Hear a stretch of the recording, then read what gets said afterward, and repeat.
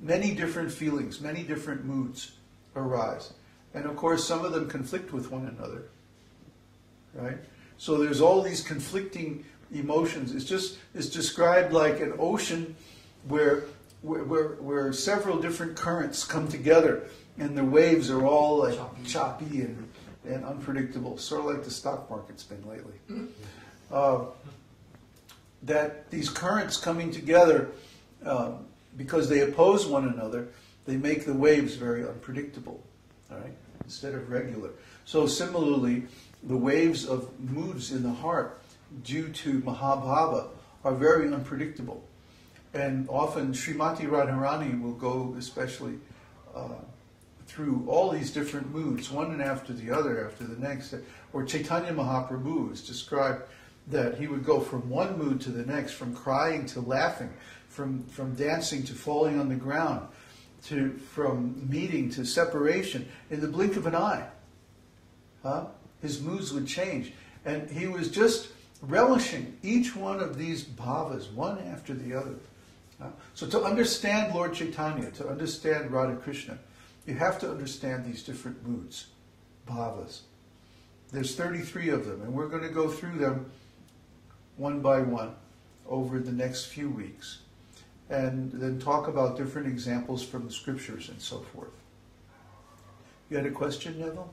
Yeah, you had mentioned that material madness is a product of the mode of goodness. Oh, did I? I meant ignorance. Okay. Yeah. Material madness is ignorance. In fact, Krishna defines the mode of ignorance as the cause of madness in Bhagavad Gita, in the 15th chapter, on modes of material nature. So, ignorance, madness, and sleep, they're always found together. And the greatest madness that people do, they take intoxication and they forget everything. And then they begin dreaming, actually, while they're awake. And they call this, some kind of, this hallucinations. They call this some kind of visionary experience or something like that. Yeah, but just due to drugs, they're actually sleeping because they're affected by ignorance. But they think their dreams are reality, and this is called a hallucination. So by these hallucinations, people think, oh yes, I am seeing the real truth now. But if they write down their great realizations, and then they look at it the next day, it's usually some kind of nonsense. Wet birds never fly at night. What does that mean? So, ordinary madness is due to ignorance. Transcendental madness is due to symptoms of Shuddha Sattva, being very concentrated and intense. So do we have any questions? Yes. From Mike. Uh-huh. In regards to garva, I can understand the positiveness of the pride and the fact that someone who is in a higher position doesn't have to answer to others. But I don't understand the positive part of not answering another simply to amuse oneself. Oh, is this you haven't been around women very much, have you?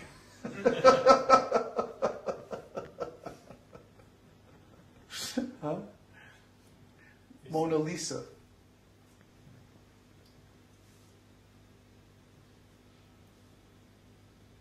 You know Mona Lisa? The painting? The painting. Oh, yes. Yeah. Her little smile. Yeah, that little smile. I know something you don't know. Exactly. I know something you don't know. Right? Or I have something you can't have. Or I am something you can never be. See? In the extreme case. So people who... now remember, we're talking about garva. We're talking about transcendental pride. We're not talking about ordinary material pride. But we see this in a person who is extremely secure in their position. They don't feel like they have to respond to criticism.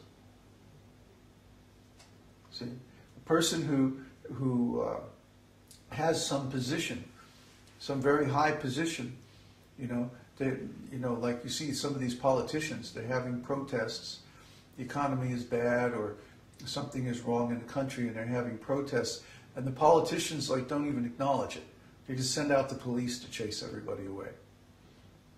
Why? Because they're in power. They have the ability to do that. They don't care. So if someone, let's say, well, this actually is in the scriptures, that there's this rivalry between Srimati Radharani and Chandravali, right? And sometimes they meet in the road and like that, because it's a village and it's very small. And everybody knows everybody else. So when Radharani and Chandravali meet, sometimes Radharani won't even speak. She'll just be like, Chandravali, because Chandravali's nature is very agreeable. Chandravali is the leader of the right-wing gopis. The right-wing gopis, they like to do everything Krishna wants. It's like, oh, Krishna, yeah, whatever you want. Okay, fine, sure, we'll do it. And Radharani is the leader of the left-wing gopis. And the left-wing gopis are like, Krishna, you screwed up again. We're going to have to punish you now. So it's a different mood. So sometimes when Radharani and Chandravali meet on the path, Chandravali will be like, oh, Radharani, hello, how you doing? How's your mom? All this stuff. And Radharani is just like,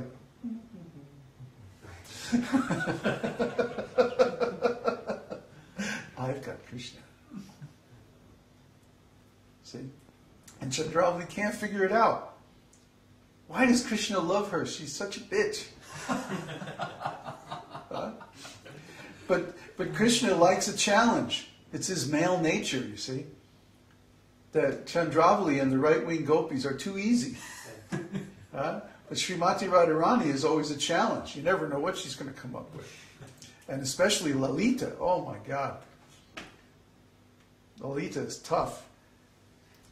Krishna, you're not offering proper respect to Srimati, Her Highness, Srimati Radharani. So you don't get any tonight. Go home. But Lalita, we had a date. No, get out. Go. You insulted my mistress, Queen of Vrindavan. Go. Krishna has to go home. Yeah, and then they follow him to see if he goes to Chandravali's place. Oh yeah, see, so these gopis, these left-wing gopis, because they know, Radharani knows that only she can actually satisfy Krishna. Radharani knows deep down in her heart, because she is the Hladini Shakti of Krishna. She is Krishna's pleasure potency. Krishna is known as, Krishna means the reservoir of all pleasure. So Krishna has to have a pleasure potency. He has to have an unlimited pleasure potency. And guess who that pleasure potency is? Srimati Radharani. So Srimati Radharani knows her position. She's very secure in her position. She doesn't have to answer to people who are less positioned, because that's it. She's the only one who can satisfy Krishna. It's already decided. You can't change that. Nothing you can do is going to affect that. So Srimati Radharani sometimes is very garva. Say whatever you like.